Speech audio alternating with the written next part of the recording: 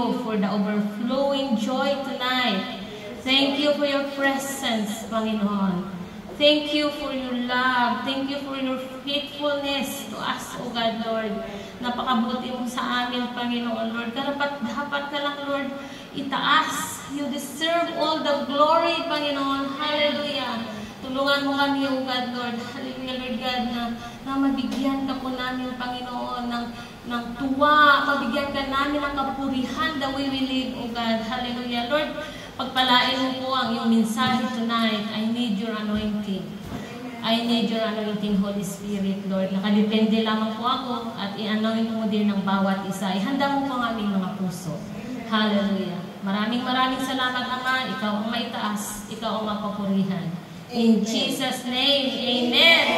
So, ang title po ng ating, wala akong notes kasi ando na lahat. Hallelujah. Ang title po ng ating message ay Eliminating Hindrances. Ano ba yung mga hindrances? Di ba sagabal? Kailangan tanggalin natin yan. Amen? So, pag-aaralan po natin kung paano matanggal ang mga sagabal sa buhay natin. Amen? So, mag-start po tayo. Next slide. Mababasa niyo po ba? Amen. Ayan, dito na rin siguro ako magbasa kasi medyo malaki. Basahin po muna natin ang hanggang 25 para i-ano ko po. Ready? 1, 2, 3. Hindi ganyan ang natutunan ninyo tungkol kay Kristo. Napakinggan na ninyo ang natutunan ninyo ang katotohanan na sa Kanya. Iwanan ninyo ang dating pamumuhay. Hubarin ninyo ang iyong dating pagkatao na napapahamak dahil sa masamang pagmamasa. Magbabago kayo sa diwa at pag-iisip. At ang dapat ninyo isuot ay bagong pagkatao. Nangitang karawan ng Diyos at nakaayat sa matuwid at banal na pamumuhay ayon sa katotohanan. Dahil dito, taklinan ninyo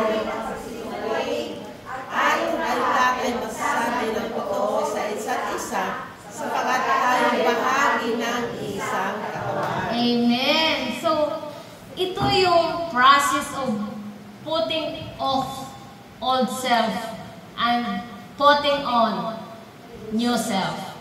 Di ba parang nagbihis lang tayo ng ating damit?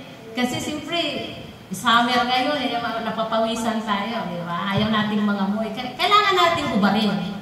So, ganun din po ang buhay natin. Kasi yung naunang mga verses, yun tayo eh. Ubod na sinungaling, mataray, maldita, ano pa? Ano bang, ako dati, ipokrita, o diba? Masungit, mayabang. Naalala ko, itong mensahe na ito nag-remind yung parang naglakbay ako sa dating ako. Kasi sabi ko, Lord, thank you na nawala na yung sa akin, yung aggressive ako, na pagka may nabad mood ako, parang lahat na lang mali. Parang naghahanap ka ng makaano. Kasi nabad mood ka na nga, lahat. Minsan, maghanap ka pa talaga ng makausap para lang ilabas yung inis mo. O, diba? Minsan, walang kasalanan yung anak mo. Talagang tawagan, saan kayo? Anong ginagawa nyo? Hindi naman nila alam na panmod ka, di ba? Pero praise God kasi binabago tayo ng Panginoon. Amen? At meron pa rin binabago ang Lord sa buhay natin. Maniwala kayo kasi kung wala nang babaguhin, andun na tayo sa heaven. Amen? Amen. Marami pa. Akala natin okay na tayo, but we are not really okay pa. Kasi binabago tayo ng Lord panglabas, at binabago pa rin niya yung loob natin. Na dati hindi tayo aware dyan eh. Dati akala natin okay na tayo, nagsisimba, nagsiserve sa Lord, pero hindi pa pala yun. Hindi pa nagtatapos ang process of sanctification natin. Dahil sabi dito, hubarin, di ba? Natutunan na natin ang tungkol kay Kristo. Sa anong kapamaraan? Sa kanyang salita. na nalalaman natin kung ano ang kalooban ng Diyos kasi nagbabasa tayo. Kasi hindi tayo nanghuhula. Ano ka talagang gusto ng Lord? O di ba, andiyan sa kanyang salita lahat? Amen? Yung lahat ng aral na gusto ng Panginoon mula ng Old Testament, related pa rin yan sa New Testament. Amen? Yung Diyos na pinaglingkuran nila sa Old Testament, kung gaano kabanal yung Diyos, ito pa rin yung Diyos na pinaglilingkuran natin. Diba sa Old Testament, naalala ninyo, pag nagkasala sila, on the spot, patay. Tigok. Siguro, kung ganun pa rin ang Lord sa ngayon, pag wala pang grasya, grace ng God, baka wala nang natira. Thank you, Lord. Sabi dito, iwanan na natin ang dating pamumuhay. Ano yun? Yung mga ginagawa natin, yung wala pang Kristo sa buhay natin. Amen? Yung, ano yun? Yung sarili natin ang nasusunod. Kung anong naisip mo, basta lang, nag-isip tayo without asking God. Ngayon, iba na. Dahil hinubad na natin yung dating pagkatao natin. Alam mo yung song natin kanina? Related sa yung heart of a servant. Diba? Sabi niya, hindi na ako. Ikaw na. Your will be done. Diba? Hubarin na daw natin yun. Kasi mapapahamak tayo. Pag hindi natin hinubad, mapapahamak tayo. Nasa kamay na natin yung kaligtasan natin, huwag na natin pakawalan. Amen? Sa pag hindi paghubad ng dating pagkatao natin. Amen? Sabi doon sa 23, magbago na kayo ng diwa at pag-iisip. Amen? Yung mindset natin, baguhin na natin. Na ipa-align natin itong isip natin na naka-align ito sa isip ni Jesus. Itong heart na to, ito din yung tibok ng puso ng Panginoong Jesus. Kasi banal na dugo ng Panginoon ang naglinis sa atin kasi gusto niya maging kagaya natin siya. Kaya sabi niya, imitate me. Sabi ni Pablo, as I imitate Christ. We need to imitate Christ. Amen? At isuot daw natin yung bagong pagkatao. Hindi lang tayo believers. Diba? Dapat magpakatotoo na tayo, magpakaseryoso na tayo, nagsiserve na lang tayo sa Lord, hindi pa natin seryosohin. Diba? Sayang yung dugong dumanak sa cross sa Calvary. Yun na lang halaga natin bago si Jesus pinako sa cross yung pinagdaanan niya, hindi basta-basta. Isipin natin yon. Kaya isuot natin ang bagong pagkatao na nilikhang kalarawan ng Diyos. Amen? Yung isip na to na sunod sa isip ni Kristo. At nahayag sa matuwid at banal na pamumuhay. Ito yung gusto niya.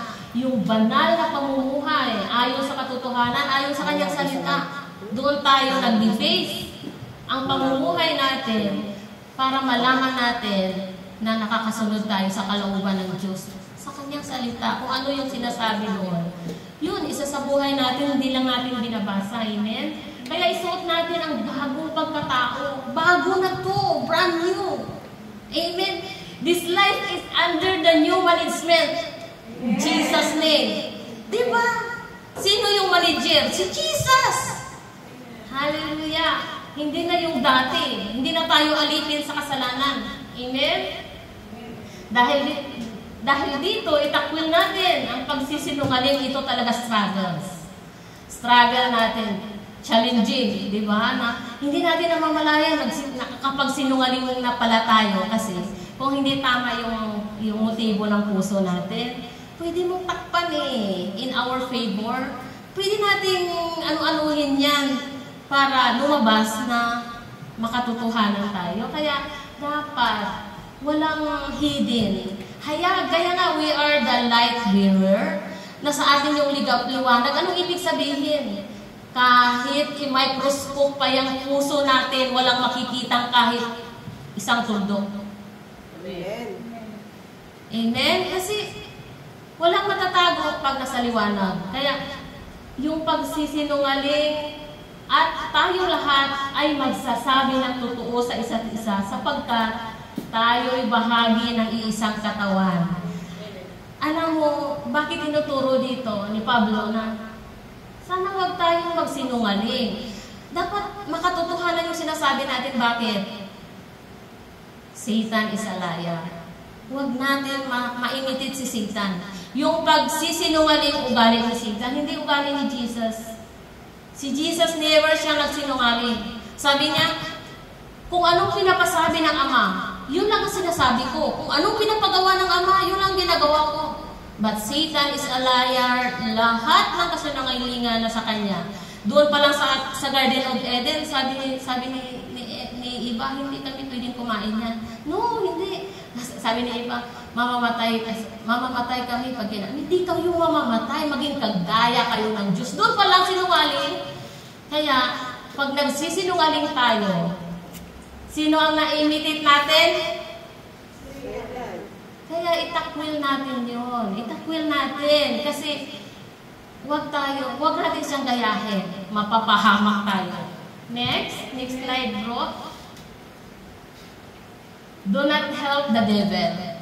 Pag nagsisinungaling tayo, tinutulungan pa natin yung kaaway para i-destroy tayo. Wala siyang plano kabutihan sa atin. He came to steal, kill, and destroy. Maniwala kayo. Sa una lang yan, umpisa pa lang yan, pag nakuha ka niya, i-destroy ka niya. Kaya don't be deceived. Don't help the devil. Sabi dito, basahin po natin ulit. Kung magalit man kayo, iwasan ninyo ang kayo'y pagsala. Huwag ninyong hayaan lumubog ang araw na galit pa rin kayo. Huwag ninyong bigyan pagkakataon ng diablo. Ang magnanakaw ay huwag nang magnakaw. Sa halip, magnakaw siya ng paraan na kayo mabuhay para sa makatulong sa mga mananayan. Very clear. Iwasan daw natin na magkasala. Na huwag natin yung galit. Si Jesus, nagalit din siya pero hindi siya nagkasala. Merong magagalit ka pero hindi ka nagkasala. Gano'n si Jesus, pinagtaob niya yung mga lamesa pero hindi siya nagkasala. Si Satan ay author siya ng anger. Hindi tinuro sa atin sa salita ng Diyos na, sige lang, magalit kayo. Di ba sabi, pag sinabihan mo yung kapatid mo na ulol, ay nagkasala ka. Yes. Hindi binabanggit na sabihan mo yung kapatid mo na ulol. Nakasulat yan. O, di ba? Kaya, huwag daw natin. Kasi yung galit, salot yan eh. Natutunan namin doon, mga revelasyon sa Old Testament. Yung galit ay isang salot. Akala natin, ang salot ay sakit lang. Ang galit ay salot. Bakit? Kasi pag galit ka, kasi di ba doon sa Old Testament, pag isang hari makipaglaban sa Israel, hindi niya kaya. Pupunta siya sa maraming hari. Mga 5 hari ang titipunin niya para ilaban. Hindi siya, very clever siya. Pag galit tayo, di ba maghahanap tayo ng masumbungan? Yung nainis na inis ka talaga, sino kaya matawagan dito? May time ka ba, sis? Sis, may time ka ba? Sa umpisa pa lang ay medyo okay, akala good news. Yes! Titingnan mo pa doon sa messenger, sino online dito? Sino online dito? Ano ko nga? Diba? Dahil sa galit. Salot ang galit. Bakit? Pag naipasa mo, magagalit din yung pinasahan. Tapos wala siyang alam, wala siyang doon. Ikaw at yung mo ang may issue, pero pag ikinuwento mo, pati yun, parang mainis siya doon sa mo. Kakampi siya sa iyo. Kaya salot. Salot ang galit. Salot ang mga hatred and forgiveness. Anong gagawin sis? Kaya, ang sabi dito, huwag hayaan na lulubog ang araw na galit ka pa rin. Kasi kung hindi pa lulubog ang araw, ilang araw ka pang maghanap ng kausap. Kaya sabi, salot nga kasi ayaw nang mo, tama na yung isang araw lang na na-voice out mo. Bukas, yes, bukas ulit, another chapter na ulit, maghanap ka pa kung ano pa yung ginawa sa'yo. Madadagdagan pa yun. Kaya sabi ng Lord, huwag matulong na may galit. Humble. Humble. It doesn't matter who is right and who is wrong. Pag may spirit of humility tayo, hindi na natin kailangan, Lord, mali siya eh, mali siya. Pagka mag-repent tayo, Lord, ikaw nang nakakaalam kung sinong tama. Pero, I surrender. The key word is surrender. Yan lagi ang natin, sandata natin na ano man nangyayari sa buhay natin, surrender. Amen. Huwag tayong mag-resist. At sabi dito, huwag ninyo, ay sabi dito sa 28, ang magnanakaw ay huwag nang magnakaw. Sa halip, maghanap siya ng marangal na ikapabubuhay para makatulong sa mga nangangailangan. Akala natin yung pagnanakaw talaga, yung literal na pagnanakaw. Pwede tayong magnanakaw ng oras sa Lord. Pwede sa tithes and offering. Pwede sa atensyon. Paggising pa lang natin, sino ba kagad yung tinatawag natin? Diba? Yung Diyos-Diyusan. Yung Diyos-Diyusan. Lord, ang Diyos-Diyusan po namin na cellphone. Jesus name. Diba? Next slide. Malapit na po tayo. I hope hindi po ako ma-ring. Time out. Hallelujah. Sabi dito, do not grieve the Holy Spirit. 29, basahin po natin hanggang 31. Huwag kayo gumamit ng masasamang salita. Lagi ninyong sikatin ang pag-uusap ninyo'y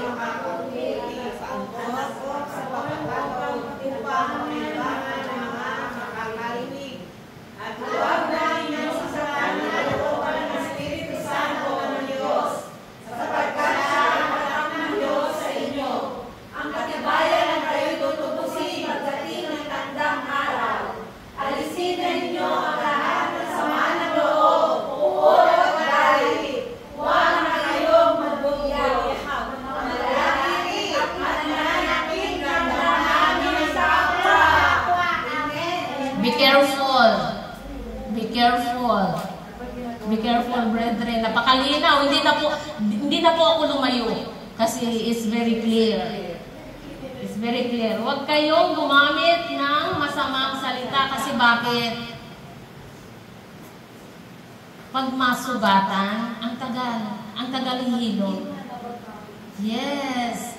Kahit ano pa yung kabuti mo sa isang tao, pag may nasabi ka lang isang salita na masakit, wala na. Hindi niya na maalala yung mga mabuti. Kasi bakit? Nasaktan na siya eh. It takes time to heal. Ang hirap bumawi. Ang hirap bumawi. Kaya maging maingat tayo na hindi natin masaktan ang damdamin ng kapwa. Bago, kaya sa Book of Proverbs, di ba, isipin muna natin ng ilang beses bago natin sabihin. Bakit nakakasakit tayo? Kasi itong self, ano lang tayo? Dakdak lang tayo ng daktak. Hindi tayo maingat. Lord, malulugod ka ba sa sasabihin ko? And then, pagkatapos na lang natin, ma-realize na, mali. Pero, may nasaktan na. Diba? Kaya yung good reminder sa atin na huwag tayong gumamit ng masamang salita. Pwede natin kumprontahin, but yung approach ay hindi masakit. Yes! Maraming kaparaanan, gentle, na kaya ngayon, alam yung mga kapatid kasi sa group chat, hindi mo kasi marinig yung emosyon, yung nakikita niyo ako bihira pag hindi lang yung mga na usap-usapan, hindi ako masyado nagko-comment kasi doon lagi inaano ng kaaway, na misinterpret, sabi ka, nakakatakot mag-chat. Kailangan na may emoji. Yes! Wala pa rin, iba pa rin kahit may emoji. Ganon. Kaya sabi ko ngayon, naging careful na ako kahit doon sa group chat. Kasi lagi, notice nyo, laging may misinterpret doon. Amen? Iba pa rin pag nagsasalita tayo ng, di ba? Amen. Kasi yung tono, kapatid, di ba?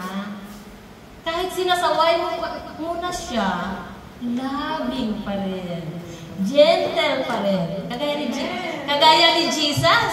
Amen? Hallelujah.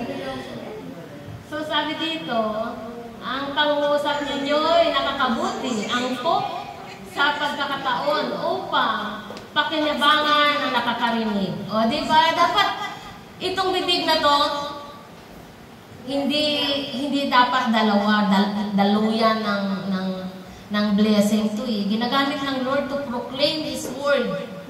Amen. Hindi dapat natin ipagamit sa kaaway para manakit. Napakaliit na bahagi ng katawan ng dila. Pero it's between sa dila, nakasalala yung death and life. Ganon. Ganon ka-powerful ang ating dila. Kaya di ba may yung power of confusion? Kaya wag naman natin ipagamit sa curse para manakit. Maging careful tayo. Kaya nga sa pagising pa lang natin, dapat isurrender natin sa Lord. Lord, yung isip ko, yung puso ko, yung dila ko, yung mata ko. Ingatan mo. Kasi, di ba sabi ng Panginoon sa kanyang salita, kung ang mata mo, ang dahilan ng iyong pagkakasala, dugutin. Mas mabuti pang isa yung mata mo na pupunta sa langit kaysa dalawang mata mo na pupunta ka naman sa impyerno.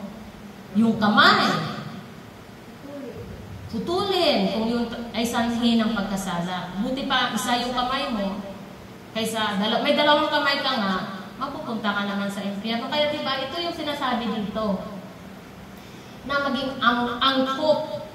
Anong ibig sabihin? Ganun pa rin yung message eh, na huwag natin ipagamit ang dila natin, ang bibig natin para makasakit sa kapwa. Amen? Kaya sabi dito, 30, at huwag ninyong saktan ang kalooban ng Espiritu Santo ng Diyos. Bakit? Bakit nag-grieve? Ano kayo sa palagay ninyo? Magtatanong ako ngayon. Bakit nag-grieve ang Holy Spirit? Kung naalala niyo yung teaching ni Pastor Reggie, Sister Dalia, bakit nag-grieve ang Holy Spirit? Yes, nag-grieve siya pag nakakagawa tayo ng kasalanan. Bakit? Tama? Ano pa?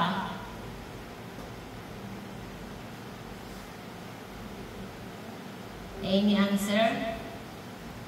Nag-grieve ang Holy Spirit dahil ayaw niya tayong mapahamak. Nalulungkot siya pag nagkakagawa tayo ng kasalanan dahil ayaw niya tayong mapahamak. Pag nagkakasala tayo, di ba parang pinapahamak natin ang ating kaluluwa. Don't be deceived. Talagang, kaya nga, kahit kunti pa lang yan, parang allergic na tayo sa kasalanan, namamalaya na kagad, kasalanan naman ako, Lord, forgive me. Huwag nating hayaan na parang naging manhid na tayo sa kasalanan. No, hindi dapat tayo ganun. Dapat sensitive tayo sa kasalanan. Di ba pag allergic ka, kunti pa lang, ay, mangati ka talaga. Dapat ganun ang dating ng kasalanan sa atin. Yes, nagkakasala pa rin tayo. No one is perfect. Kaya nga, tuwing nagkakasala tayo, lalong-lalo na pag alam natin kasalanan, gawin pa rin natin.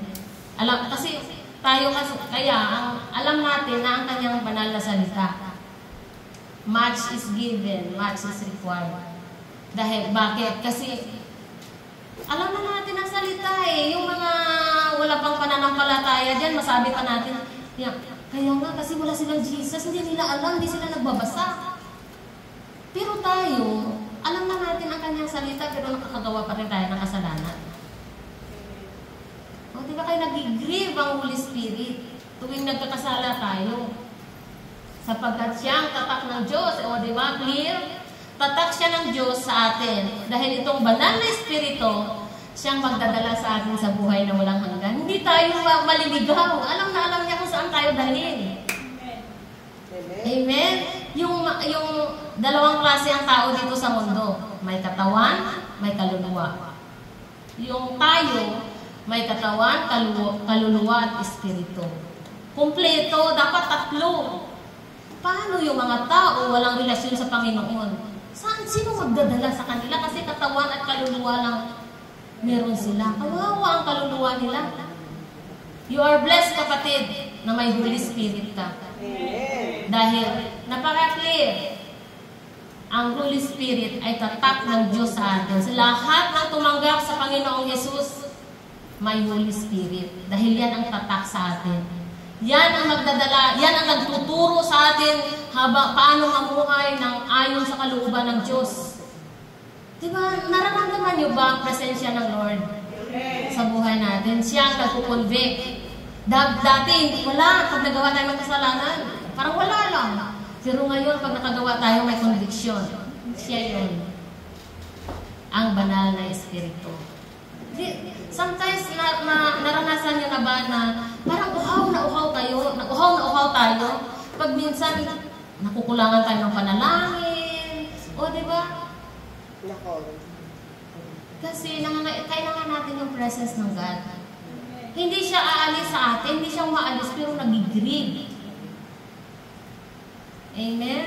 Unless lang na yung apostasy talaga yung sin of blasphemy na wala ng kapatawaran na hindi natin hindi natin magagawa yun in Jesus name. Hallelujah. Siya ang tatak ng Diyos sa atin. Na pagdating ang katibayan na kayo'y tutubusin. O, di ba? Ang banal na Espiritu, ang katibayan na tayo'y tutubusin. Pagdating ng takdang araw, kaya alisin na ninyo ang lahat ng sama ng loob. O, di ba? Sama ng loob, puot, galit. I-check natin yung sarili natin. Mayroon pa ba tayo ditong sama ng loob? Puot, galit. Huwag na kayong mangbulyaw, manlait, at mananakit ng damdamin ng kapwa. Kaya, maging tayo dito talaga kasi ikakapahamak natin. Do not help devil. Huwag nating tulungan pa ang ating kaaway para ipahamak tayo. Amen. Amen? Pag alam nating mali, repent. Sorry, Lord. Pero, be careful na yung true repentance. Ang ibig sabihin ng repentance, nanghingi tayo ng sorry sa Lord, pero hindi na natin ulitin yung kasalanan na yun. Amen. Yun ang true repentance. Talikdan ang kasalanan. Hindi na, sorry Lord, tapos bukas na the same mistake, sorry Lord. Saan yun? Saan ang pagbabago doon, di ba? Kaya, alisin daw natin ang sama ng loob. O, di ba? Kaya, dapat talaga saliksikin natin ang ating puso. Sometimes, ang bilis nating magsama ang loob natin, o, di ba? Pero, not knowing na mga tactics yan ng kaaway. Napapansin nyo, pag ang church ay tahimik, tapos nagpa-plano, vision, mission, mag-evangelize tayo. Nagpa-plano din ang kaaway. Paano ko kaya sila guluhin na hindi matuloy? Maya-maya may nagkasamaan na ng loob. Tapos wala na yung desire, nabulilyaso na yung kasi may kaaway. Kaya dapat maging careful tayo sa kilos ng kaaway. Huwag tayong magmaang-maangan na wala tayong kalaban. Ang kalaban natin ay hindi nakikita. Akala lang natin talaga nangyayari yung mga bagay, yung puot-puot na yan, yung na yan, di ba? Kunti lang yan, pero tactics ng kaaway. Kaya dapat talaga maging pure tayo na maganda yung motive natin. Kasi mapapahamak tayo. Mapapahamak tayo kung tutulungan pa natin yung kaaway sa kapahamakan natin. Kaya itakwil natin yung mga kasalanan, yung mga ugali na nonsense. Sometimes, mahirap kaya. Ako dati hindi ako ganito. Nahihirapan ako, Lord. Paano? Minsan dito ka nagpupuyat ka pa kasi inis na inis ka nga. Parang gusto mo talagang makaganti. Pero talo pala tayo sa ganon. The answer is surrender. Lord, mali siya. Pero ayaw kong magkasala. Nadidisip tayo pag alagaan pa natin yung galit, yung puot. Amen. You are deceived by the enemy. Kaya be pure na hindi natin kawalan ang maghingi ng sorry. Hindi kawalan. But we make God proud of us. Hindi kawalan ang maghingi ng sorry. Napapaproud natin ang Lord. Ang anak ko talaga natuto na. Amen? Hindi dito sa kingdom of God kasi, hindi pataasan ng pride, kundi pababaan ng humility. Amen? Kaya maging careful tayo kasi alam na natin na mga believers tayo, born again na tayo. Pero, bakit nag-exist pa rin itong mga ganito? Even in the church, there is no perfect church. Pero maging careful tayo dahil tactics ng kaaway. Kung kaya, sabi ni Jesus, Peter, upon this rock, I will build my church. Even the gates of hell will not prevail against it. Diba? Pag ang church ay tinayo ni Jesus, kahit anong gawin ng kaaway, hindi niya mapabagsak. Kaya, maging careful tayo, we are a church. We are one body. Jesus is the head. Huwag tayong padaya. Huwag tayong padaya. Kailangan natin linisin, ihubarin yung dati natin pagkatao. Baguhin na natin yung mga ugali natin. Wala din naman, hindi pa ba tayo napapago? Hindi din naman natin mabago yung kapwa natin. Nakikita lang natin yung mga mali nila, yung kahinaan nila, pero ang totoo, hindi natin sila kayang baguhin. Much more kung sasawayin mo, mas lalo, kasi magagalit. Akala mo kung sino. O, di ba? Kaya, surrender pa rin. The key word is surrender. Ano mang nakikita natin? Surrender to God. Amen. Kasi ang grasya lang ng Diyos ang makapagbabago sa lahat. Kahit itong church natin, di ba? Grasya mo lang, Lord. Minsan iniiyak ko talaga to. Sabi ko, Lord, i-reveal mo sa amin kung ano pa we know na marami pa kaming kulang. Marami pa kaming kulang talaga, Lord. Pero, we are willing always to go back to basic, to umpisa ulit. Balik sa grade 1, even kinder. Diba? Kasi ang Lord, puno siya ng is a God of second chances. Kaya, I pray na itong message na to ay mangusap sa atin, unang-una sa akin. Kasi, kailangan natin to. Alam nyo, meron pa ba akong time, bro? Alam nyo, nung binigay ito ni Pastor Jay, nag-resist ako. Nag-resist ako, sabi ko, bakit 2 araw kalahati lang? Hindi ako nakatulog kasi gabi ako chinat eh. Hindi ako nakatulog. Kasi naisip ko, gusto ko na kagad na mag-start. Hindi, wala. And then I realized nung umaga sa devotion ko na I am nothing without God. Parang pinakita ng Lord sa akin na matuto kang magdepende sa akin. Lahat na, inalungkat ko na yung mga old notes ko. Sabi ko, Lord, saan? Nanghahagilang talaga ako. Tapos mix up ako. Until then, I learned how to surrender. Lord, wala akong alam. Pero, I'll be quiet. Mangusap ka sa akin. Kaya, binigay niya itong message na to. Kasi sabi ko kasi, ang message ko kasi, Lord is your church. Kung ano yung kailangan sa church na message, yan ang ibigay mo. Kaya, glory to God be all the glory. Wala akong notes. Kasi nag-rely lang ako sa kanya. Ito pa si Sister Ibs. Nung Miyerkules, wala pa rin akong nabuo.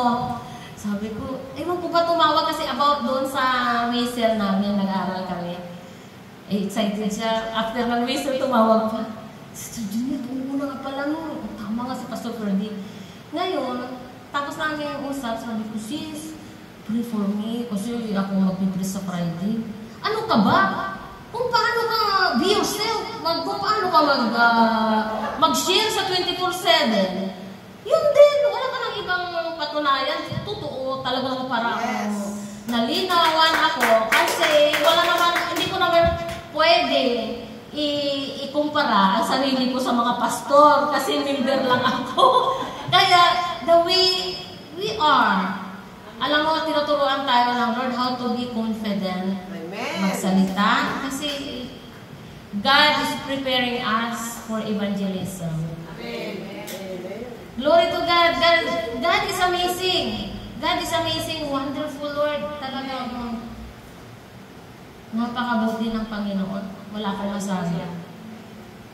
Kaya keep serving God. Keep loving God. Keep loving the church. Kasi church niya at He is the head.